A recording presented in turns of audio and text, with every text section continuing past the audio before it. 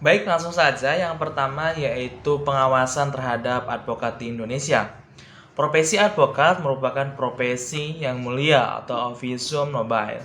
Sebagai profesi atau organisasi yang mulia dalam menegakkan hukum, advokat sudah tentu memerlukan kode etik agar dalam menegakkan keadilan dapat ditegakkan secara benar. Dan agar kode etik ini dijalankan, maka perlunya mekanisme-mekanisme pengawasan dalam profesi advokat tersebut. Metode pengawasan profesi advokat pada intinya terbagi atas dua. Pengawasan yang sifatnya internal dan pengawasan yang sifatnya eksternal. Pengawasan yang sifatnya internal sesuai dengan Undang-Undang Nomor 18 Tahun 2003 tentang keadvokatan menyebutkan bahwa pengawasan terhadap advokat dilakukan oleh komisi pengawas dan dilakukan sehari-hari oleh komisi pengawas yang dibentuk oleh organisasi advokat. Dalam hal ini bisa dicontohkan Peradi atau Ikadin. Dan mengenai komisi pengawas, selanjutnya dalam kode etik advokat disebut sebagai Dewan Kehormatan. Pengawasan yang dilakukan oleh Dewan Kehormatan adalah pengawasan yang sifatnya pasif, di mana artinya baru dilakukan suatu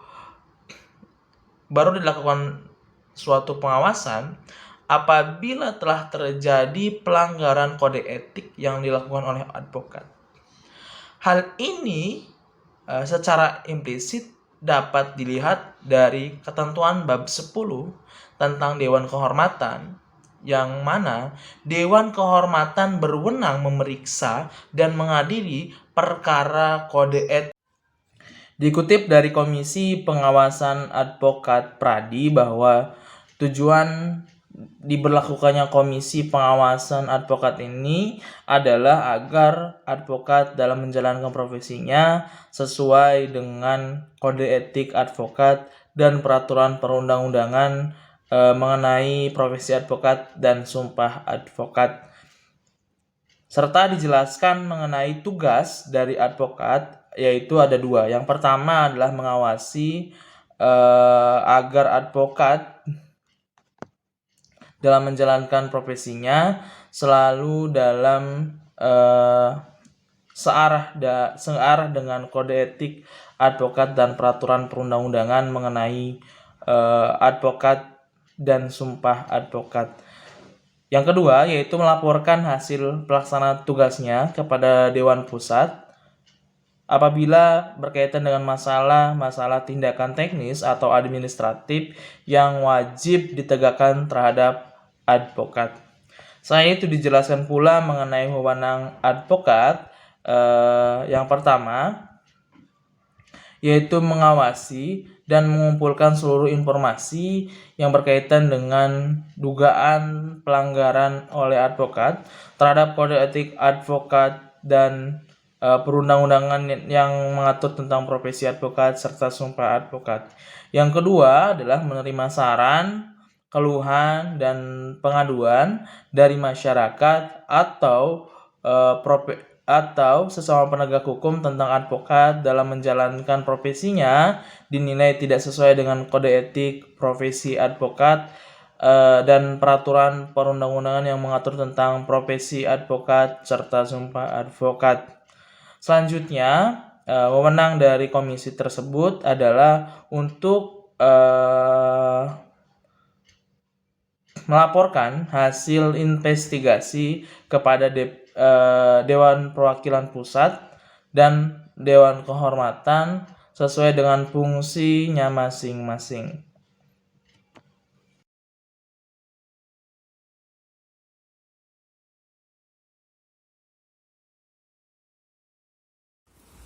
Substansi yang kedua adalah penegakan kode etik oleh Dewan Kehormatan.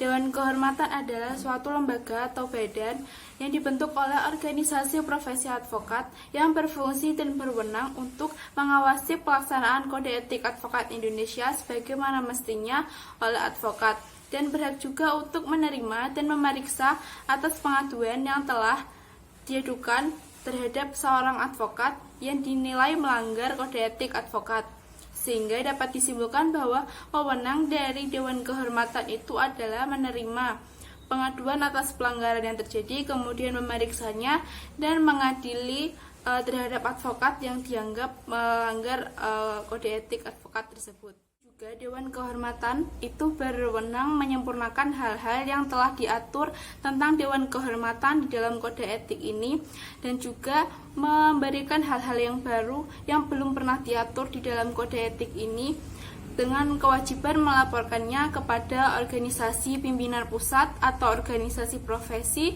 untuk diketahui dan diumumkan kepada seluruh anggota dari masing-masing organisasi. Dilakukan oleh Dewan Kehormatan terjadi dalam 2 tahap, yaitu yang pertama tingkat Dewan Kehormatan cabang atau daerah yang mengadili pengaduan terhadap advokat dalam tingkat pertama. Tata cara pelaksanaannya tertuang dalam pasal 13 Kode Etik Advokat Indonesia. Dan yang kedua, tingkat Dewan Kehormatan Pusat yang mengadili seorang advokat pada tingkat terakhir dan banding. Tata cara pelaksanaannya tertuang dalam pasal 17 Kode Etik Advokat Indonesia.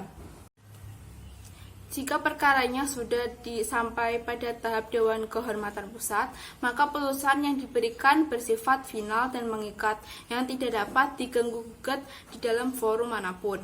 Kemudian keputusan Dewan Kehormatan Pusat ini memiliki kekuatan tetap sejak diucapkan dalam sidang terbuka yang dengan atau tanpa dihadiri oleh pihak-pihak yang bersangkutan, di mana hari tanggal waktunya sudah diberitahukan sebelumnya kepada pihak-pihak yang bersangkutan.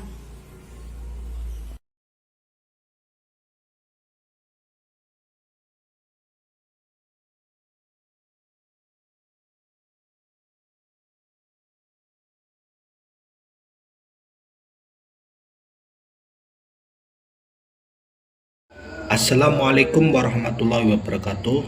Saya Wahyu Eko Fikri Mahwa, dan ini saya akan menjelaskan secara ringkas tata cara pengaduan kode etik advokat. Pengaduan terhadap advokat sebagai teradu yang dianggap melanggar kode etik advokat harus disampaikan secara tertulis disertai dengan alasan-alasannya kepada Dewan Kehormatan Cabang atau daerah, atau kepada Dewan Pimpinan Cabang atau daerah, atau Dewan Pimpinan Pusat di mana teradu menjadi anggota. Sekian, terima kasih. Wassalamualaikum warahmatullahi wabarakatuh.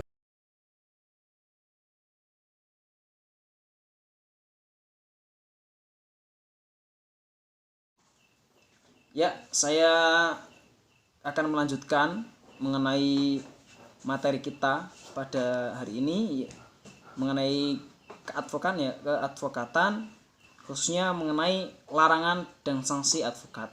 Sebelumnya perkenalan saya Ulil Absor. Saya akan menjelaskan mengenai larangan dan sanksi advokat.